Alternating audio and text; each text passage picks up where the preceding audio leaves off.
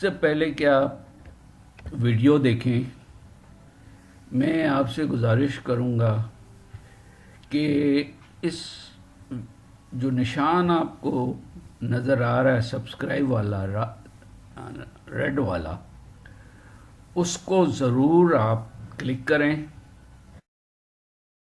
أما بعد فأعوذ بالله من الشيطان الرجيم بسم الله الرحمن الرحيم لن ينال الله لحومها ولا دماؤها ولكن يناله التقوى منكم كذلك سخرها لكم لتكبروا الله على ما هداكم وبشر المحسنين وقال رسول الله صلى الله عليه وسلم إن الله لا ينظر إلى صوركم وأموالكم ولكن ينظر إلى قلوبكم وأعمالكم صدق الله مولانا العظيم وصدق رسوله النبي الكريم۔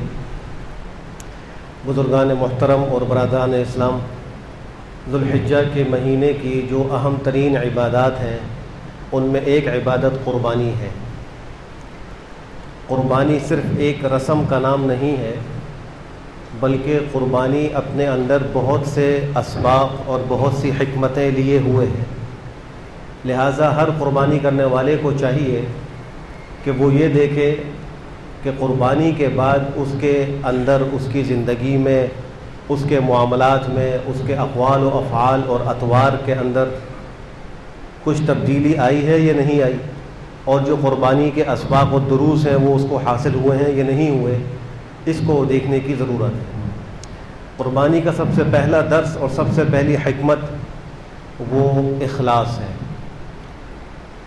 قرآن کریم اللہ نے ارشاد فرمایا کہ قل ان صلاتی و نسکی و محیای و مماتی للہ رب العالمین لا شریک لہ۔ اے نبی آپ کہہ دیجئے بے شک میری نماز، میری قربانی، میری زندگی اور میری موت سب اللہ رب العالمین کے لیے ہے۔ معلوم یہ ہوا کہ انسان کی عبادت بھی اللہ کے لیے ہونی چاہیے، خالص اللہ کے لیے، اس کی قربانی بھی اخلاص سے بھرپور ہونی چاہیے، اور اس کی موت و حیات سب اللہ کے لیے ہونی چاہیے۔ یہ سب سے پہلا درس ہے۔ ہر قربانی کرنے والے کو چاہیے کہ وہ اپنے دل کو ٹٹولے کہ میرے اندر اخلاص آیا یا نہیں آیا، اور یہ بھی یاد رکھیے کہ اخلاص اتنی اہم چیز ہے، اگر یہ کسی عبادت کے اندر سے مفقود ہو جائے، ختم ہو جائے، تو اللہ کے ہاں وہ عبادت قبول نہیں، وہ صرف ایک رسم اور ایک فعل ہے، اس کو بارگاہ خداوندی میں قبولیت کا مقام حاصل نہیں ہوتا۔ حدیث شریف میں اللہ سبحانہ و تعالیٰ کے حوالے سے پیغمبر نے ارشاد فرمایا کہ ان اللہ لا يقبل من العمل الا ما كان له خالصا وابتغي به وجهه۔ بے شک اللہ اعمال میں صرف اسی عمل کو قبول کرتے ہیں جو خالص اللہ کے لیے کیا جائے، اور اس عمل سے اللہ کی رضا اور خوشنودی حاصل کی جائے۔ اللہ صرف اسی کو قبول کرتے ہیں، بقیہ کو قبول ہی نہیں کرتے۔ دوسرا درس اور سبق وہ تقویٰ ہے کہ ہماری زندگی میں مختلف احوال آتے ہیں، خوشی کے بھی، غمی کے بھی، فخر و فاقہ بھی آتا ہے، مالداری بھی آتی ہے، اور سکھ اور چین بھی آتا ہے، تکلیف اور مصیبت، بیماری بھی آتی ہے۔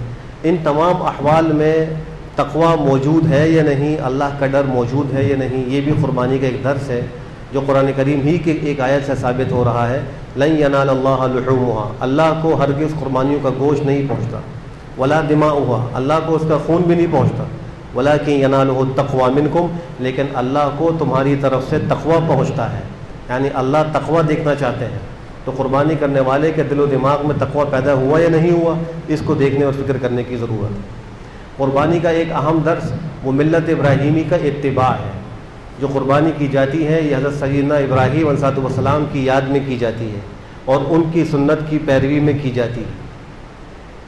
حضرت ابراہیم علیہ السلام کی زندگی کا اگر خلاصہ دیکھا جائے تو وہ یہ ہے کہ نفع نقصان دیکھے بغیر حکم خداوندی کو پورا کرنے کے لیے ہر قسم کی قربانی کے لیے تیار ہونا، یہ خلاصہ ہے۔ چنانچہ اگر ان کی سیرت کا مطالعہ کیا جائے تو ہمیں بات بخوبی وضاحت سے معلوم ہو جائے گی کہ انہوں نے کسی چیز کی قربانی کی پرواہ نہیں کی، اللہ کے حکم کو پورا کرنے کی کوشش کی۔ حتیٰ کہ جب بیٹے کو ذبح کرنے کا حکم خواب میں ان کو کیا گیا تو اس پر بھی وہ عمل درآمد کے لیے آمادہ ہو گئے، اور اس پر انہوں نے کوئی چوں چرا نہیں کیا، اور جو کچھ ان سے ہو سکتا تھا وہ انہوں نے کیا۔ ان کا کام یہی تھا کہ بیٹے کے ہاتھ پیر باندھ کر اس کے گلے پر چھری پھیر دیں، یہ ان کا کام تھا، انہوں نے کر دیا۔ لیکن اللہ کا حکم وہاں پر آیا اور بیٹا جو ہے اس کی قربانی نہیں ہو سکی، اور اللہ نے ایک مینڈھا بیچ دیا، اس کی قربانی ہو گئی، لیکن ثواب وہی اولاد کی قربانی کا ملا۔ رہتی دنیا تک مسلمان جو قربانی کرتے ہیں، اس میں اگرچہ وہ جانور قربان کر رہے ہیں لیکن ان کو اپنی اولاد قربان کرنے کا ثواب ملتا ہے۔ اگر اللہ حکم دے دیتے کہ اپنے بیٹوں کو تم نے قربان کرنا ہے تو انسان تو کرنا ہی پڑتا، لیکن اللہ نے امتحان میں آسانی کر دی۔ اللہ نے انسان کی فطری کمزوری کا خیال رکھا کہ فطرتاً کمزور ہے، اس کے دل میں اولاد کی محبت ہے، یہ قربان نہیں کر سکے گا، تو اللہ نے اس کی جگہ جانور قربان کرنے کا حکم دے دیا۔ نہایت افسوس سے یہ بات کہنی پڑتی ہے کہ بہت سے لوگ باوجود قربانی کے واجب ہونے کے قربانی نہیں کرتے۔ یہ انتہائی افسوس کا مقام ہے۔ خوش دلی کے ساتھ قربانی کرنے کا حکم ہے کہ انسان بڑی خوش دلی کے ساتھ، بڑی بشاشت کے ساتھ قربانی کرے اور بہترین سے بہترین قربانی کی کوشش کرے جو اللہ نے اس کو وسعت دی ہے۔ چوتھا سبق قربانی کا یہ ہے کہ جناب نبی کریم صلی اللہ علیہ وسلم کا اتباع۔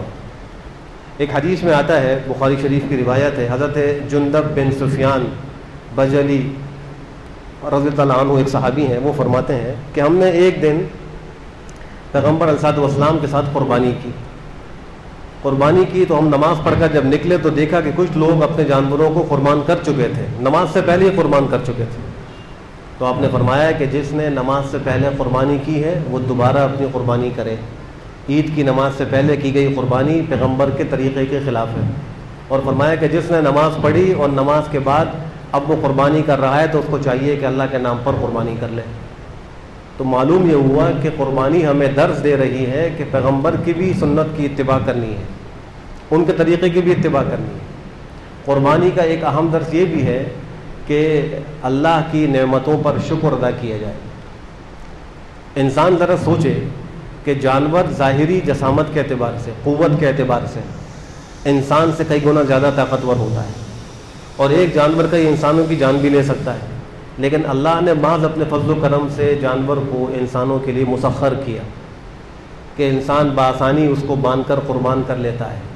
اس تسخیر پر اللہ کا شکر ادا کرنا چاہیے، اور خود اللہ نے قرآن کریم میں اس کا تذکرہ بھی فرمایا، کذالک سخرناھا لکم لعلکم تشکرون، ہم نے ان جانوروں کو تمہارے لیے مسخر کیا ہے تاکہ تم اللہ کا شکر ادا کرو۔ تو قربانی پر اللہ کا شکر ادا کرنا یہ بھی قربانی کا ایک اہم سبق ہے۔ اللہ سبحانہ و تعالی ہم سب کو قربانی صحیح طریقے سے کرنے کی توفیق نصیب فرمائے، اور اس کے جو اسباق ہیں اور اس کی جو حکمتیں ہیں اللہ وہ ہم سب کو نصیب فرمائے۔ وآخر دعوانا الحمد للہ رب العالمین۔